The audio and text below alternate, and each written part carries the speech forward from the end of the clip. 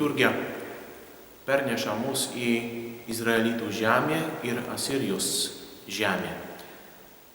Viešpats pasišaukia Joną pranašą, kad eitų Niniviečiams skelbti atsivertimų, šaukti juos, kad paliktų savo nedorą gyvenimą.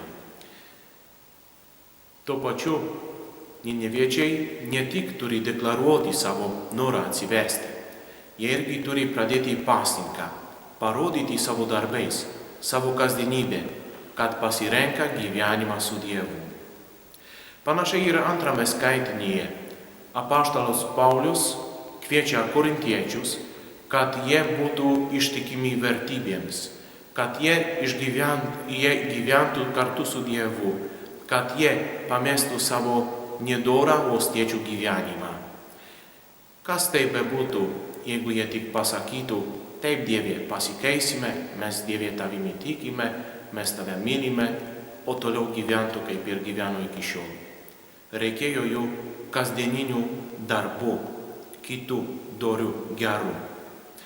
Taip pat ir Evangelijoje girdime, kaip Jėzus Kristus kviečia visus nusidėjėlius atsiversti ir įtikėti Evangeliją. Nusidėliai, kurie neįtikėjo Jėzumi Kristumi, nors ir eitų iš paskos jo, nepasiektų išganimo.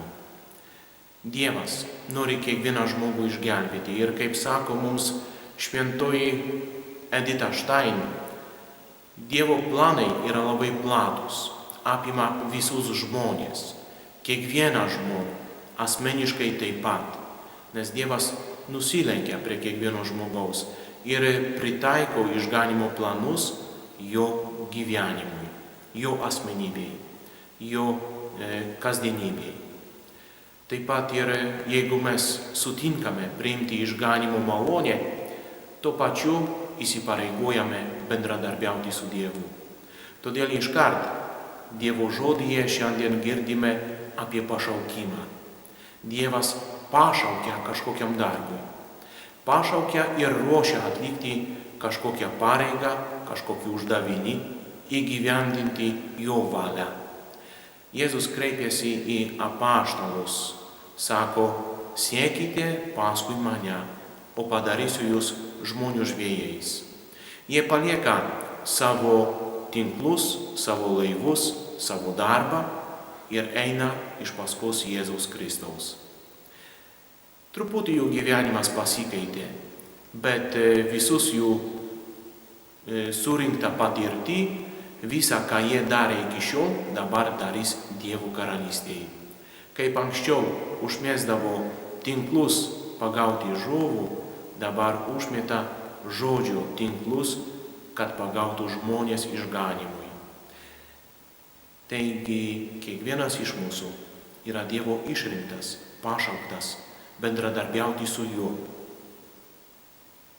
Kaip pasakė kardinolas Newmanas, kiekviena malonė yra mums duota tam, kad mes įgyvendintume Dievo valią. Kiekvienas yra pašauktas įgyvendinti savo pašaukimą, savo darbą atlikti, ne kieno kito. Kitas to darbo jau nepadarys. Gali padaryti panašiai, bet neatliks taip, kaip mes turėtume atlikti. Todėl ir reikia prašyti visada drąsos. Viešpatie, vesk, drąsiai mus vesk savo keliais. Duok mums tos tvirtumo visada įsiklausyti į tavo žodį ir tavo valią įgyvendinti. Sveikinu visus su pranciškonišku šūkiu taika ir gėris.